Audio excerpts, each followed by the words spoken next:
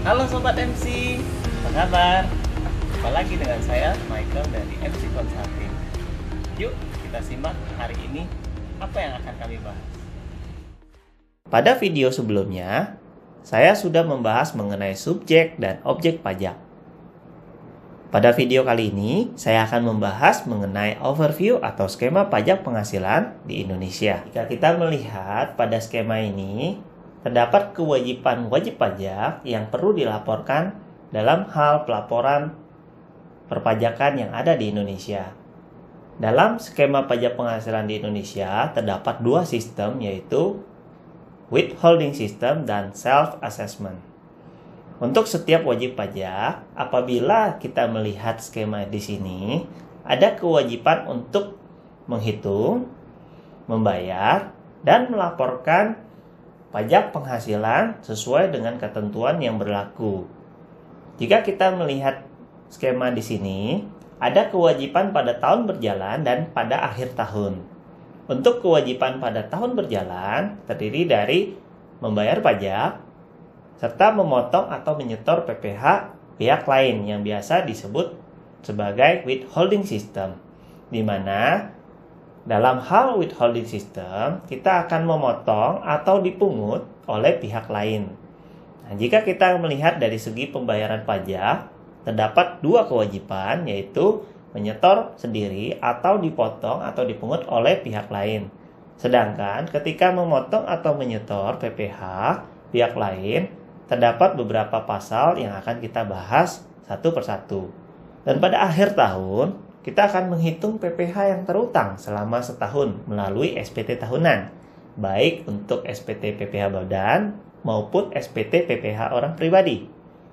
Nah, ketika kita menyetorkan sendiri dari skema pembayaran pajak, terdiri dari PPh pasal 25, fiskal luar negeri, dan STP pokok PPh pasal 25. Sedangkan untuk withholding system dalam hal dipotong atau dipungut oleh pihak lain, ada beberapa pasal, yaitu PPh pasal 21, PPh pasal 22, PPh pasal 23, PPh pasal 24, dan PPh pasal 4 ayat 2. Sedangkan untuk pemotongan atau menyetor PPh pihak lain terdiri dari PPh pasal 21, PPh pasal 22, PPh pasal 23, PPh pasal 26, dan PPh pasal 4 ayat 2.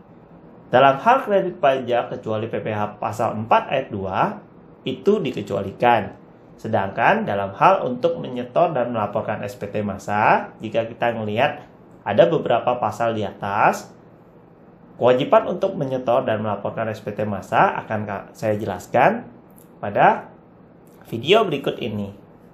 Sedangkan untuk SPT PPh badan dan SPT orang pribadi, dalam hal menyetor dan melaporkan SPT tahunan, kita akan menghitung PPh terutang di akhir tahun, kemudian berapa kredit pajak penghasilan, dan berapa PPh kurang bayar atau lebih bayar atau nihil.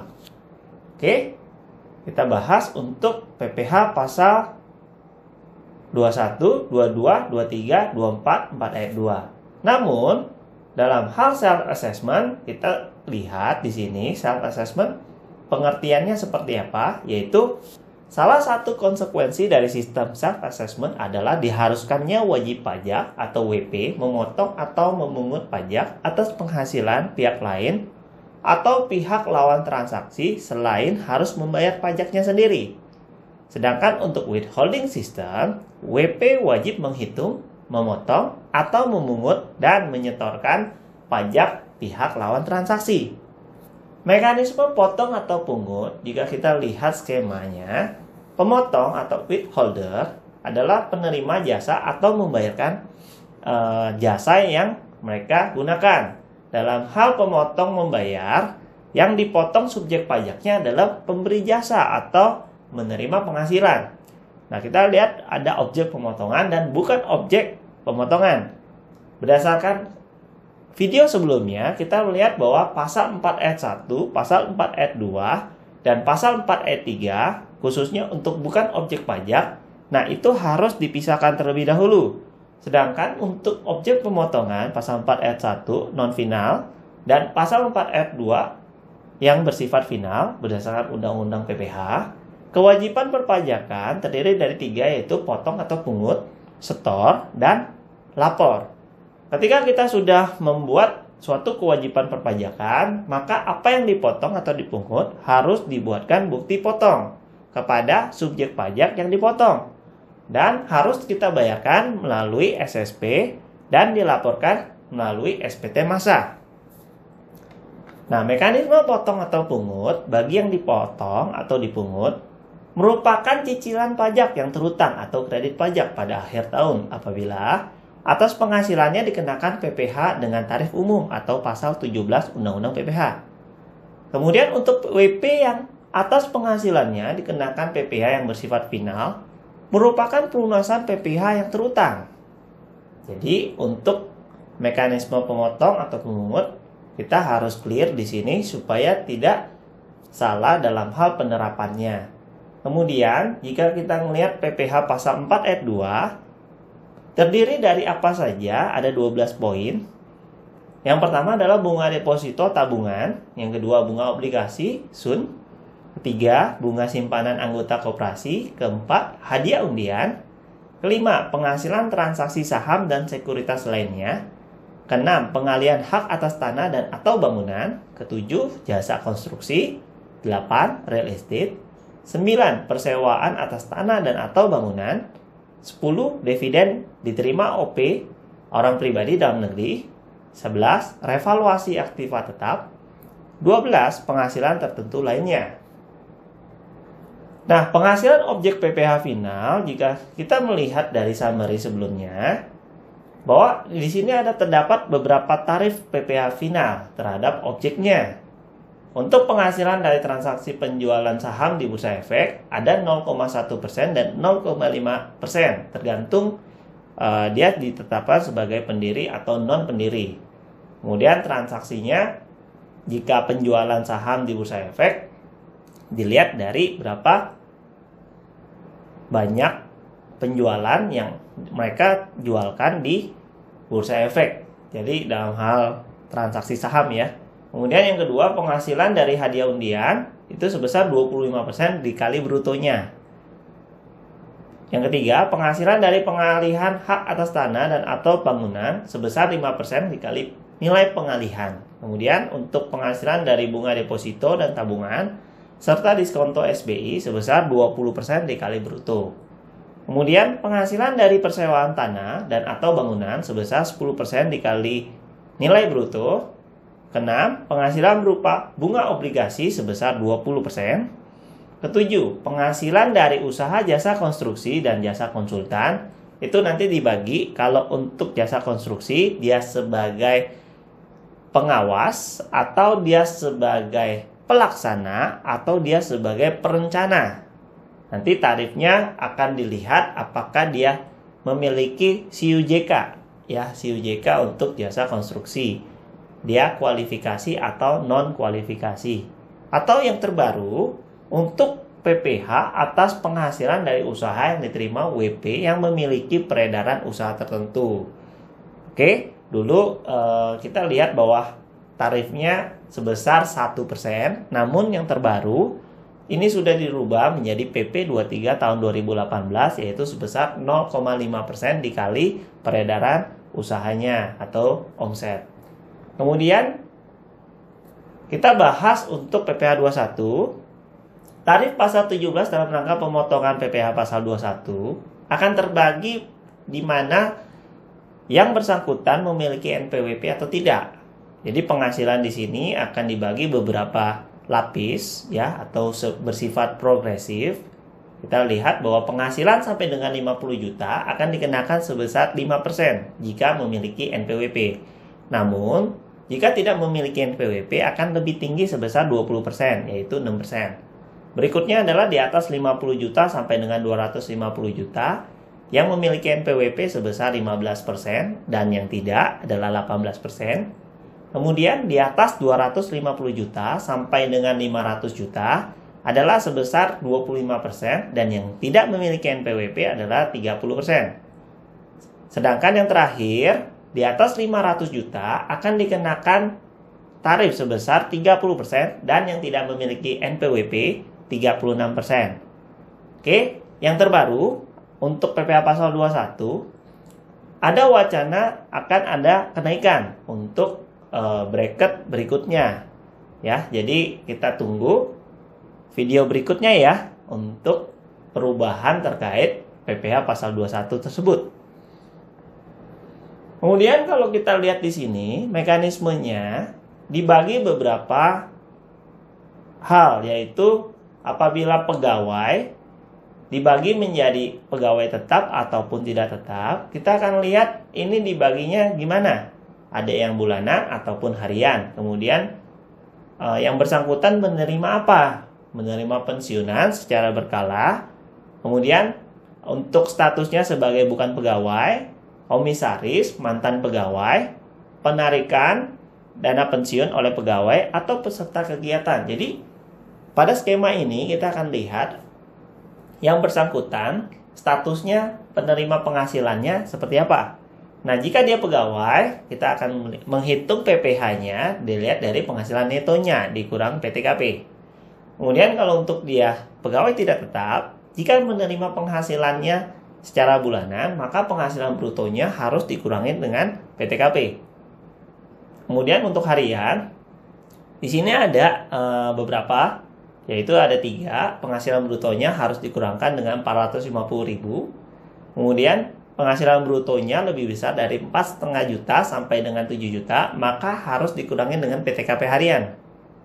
Nah, sedangkan PPh bruto, penghasilan brutonya apabila lewat dari 7 juta akan dikurangi dengan PTKP. Jadi kalau untuk harian kita akan lihat apakah penghasilannya sudah melebihi atau belum. Kemudian untuk pensiunan berkala, penghasilan neto akan dikurangi dengan PTKP.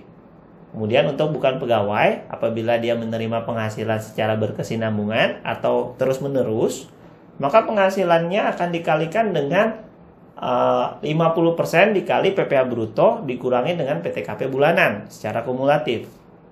Kemudian apabila berkesinambungan namun exclude dengan pasal 13, maka cara perhitungannya adalah 50% dikali dengan penghasilan bruto secara kumulatif.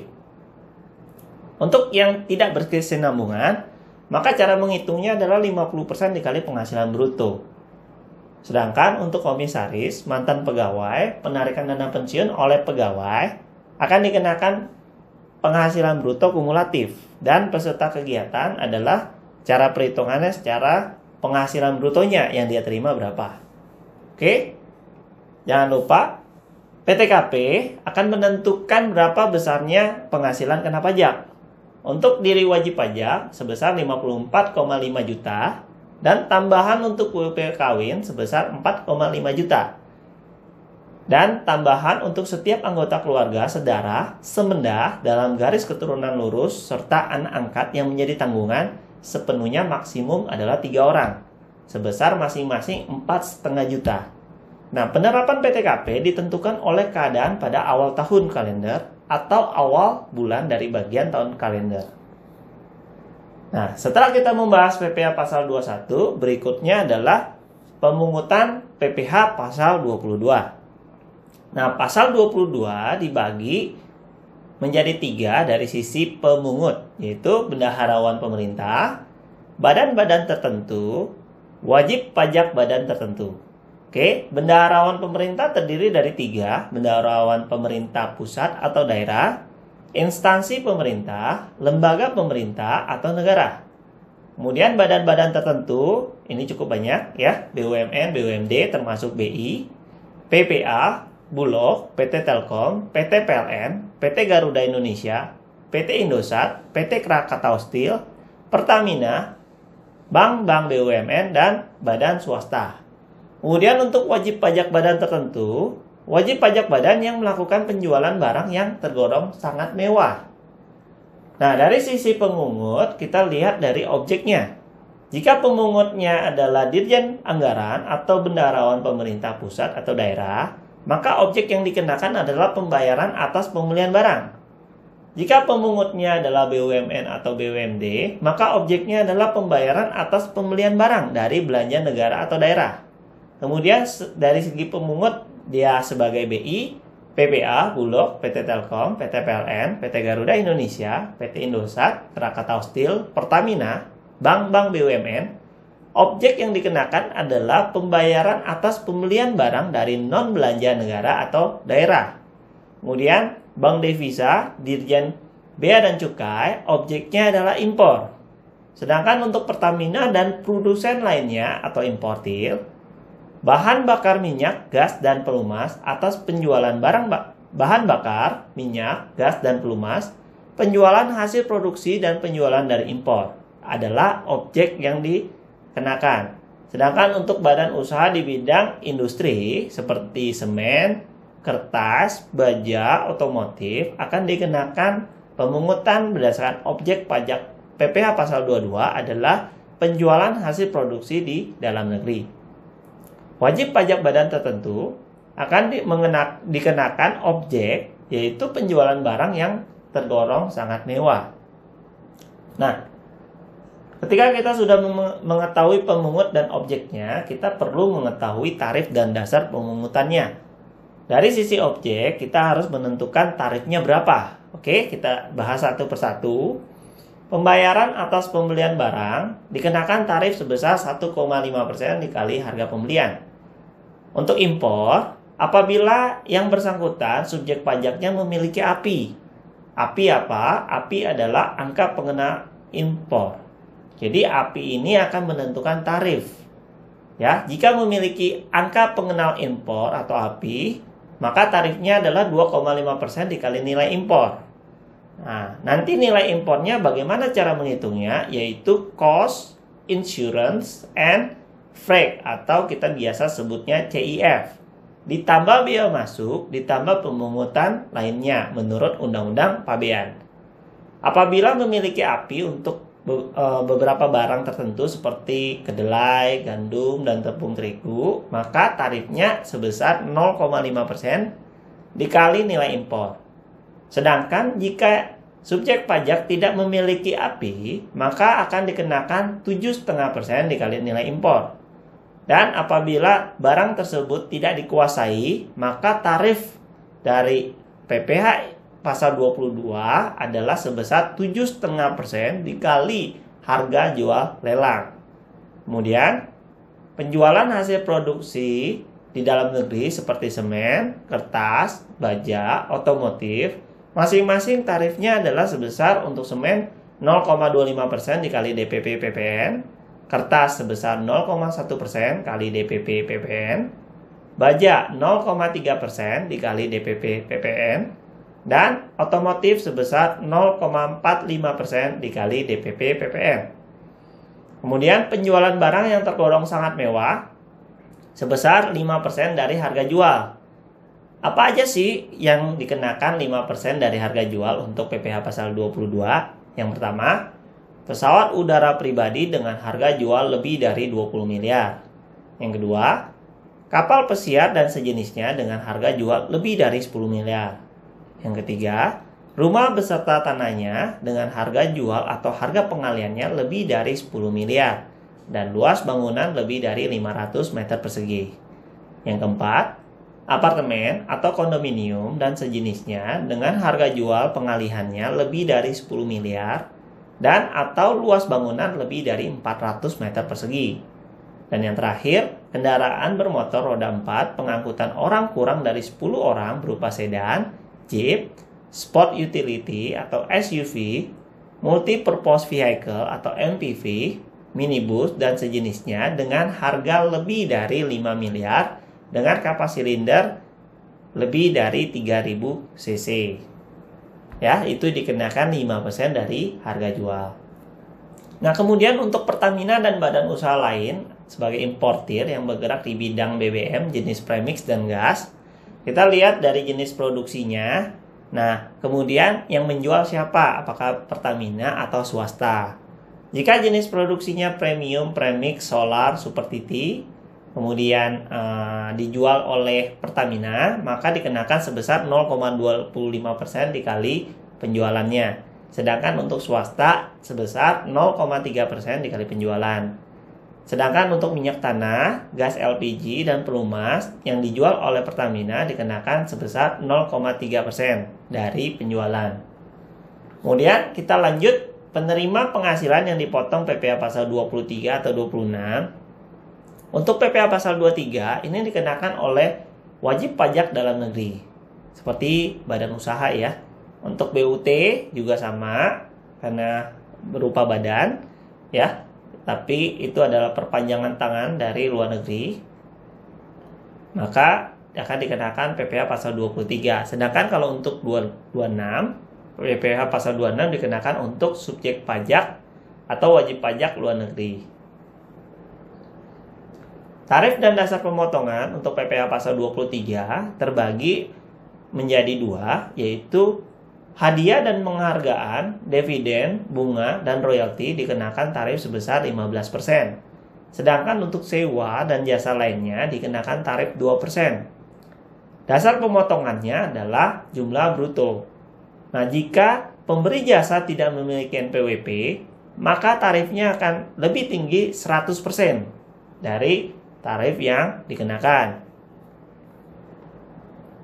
Kemudian untuk pengkreditan PPh yang dibayar atau terutang di luar negeri atau PPh pasal 24, ada dua pengertian, yaitu pertama, pajak yang dibayar atau terutang di luar negeri atas penghasilan dari luar negeri yang diterima atau diperoleh wajib pajak dalam negeri boleh dikreditkan terhadap pajak yang terutang berdasarkan undang-undang ini dalam tahun pajak yang sama. Yang kedua, besarnya kredit pajak sebagaimana yang dimaksud pada ayat 1 adalah sebesar pajak penghasilan yang dibayar atau terutang di luar negeri, tetapi tidak boleh melebihi perhitungan pajak yang terutang berdasarkan undang-undang ini. Nah, berdasarkan keputusan Menkyu nomor 164 tahun 2002, dalam menghitung penghasilan kena pajak, kerugian yang diderita oleh wajib pajak di luar negeri tidak dapat dikompensasikan dengan penghasilan yang diterima atau diperoleh dari Indonesia. Nah, di sini ada contoh bagaimana sih kita menghitung batas maksimum kredit pajak luar negeri yang diperbolehkan. Di sini ada contoh PTA tahun 2011, omsetnya adalah 60 miliar. Rugi neto fiskalnya sebesar 200 juta. Penghasilan luar negeri dengan tarif 40% yaitu sebesar 1 miliar. Dan jumlah seluruh penghasilan jika dikurangkan dengan rugi neto fiskal adalah 800 juta. Nah, pajak yang dibayar di luar negeri sebesar 40% dikali 1 miliar, yaitu 400 juta.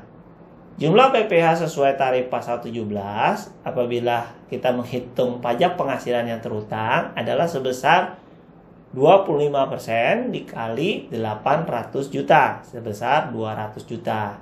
Nah, kita lihat di sini batas maksimum kredit pajak luar negerinya adalah berapa jumlah penghasilan luar negeri dibagi dengan jumlah penghasilan yang kita sudah hitung baik di dalam negeri maupun di luar negeri. Nah, perhitungannya adalah 1 miliar dibagi dengan 800 juta dikali 200 juta, ya, menghasilkan 250 juta.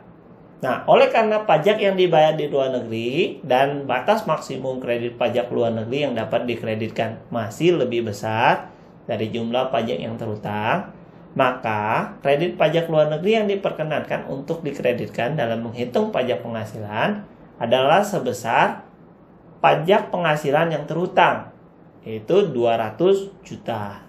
Oke. Kemudian, contoh berikutnya, apabila ada kerugian dan bersumber dari beberapa negara. Di PTB, ya, ini contohnya, PTB di Jakarta memperoleh penghasilan neto pada tahun 2010 sebagai berikut. Di negara X, labanya 1 miliar, tarif pajaknya 40%, yaitu sebesar 400 juta. Di negara Y, laba 3 miliar, tarif pajaknya 30%, atau setara dengan 900 juta. Di negara Z menderita kerugian sebesar 2,5, ya, dan penghasilan usaha di dalam negeri sebesar 4 miliar.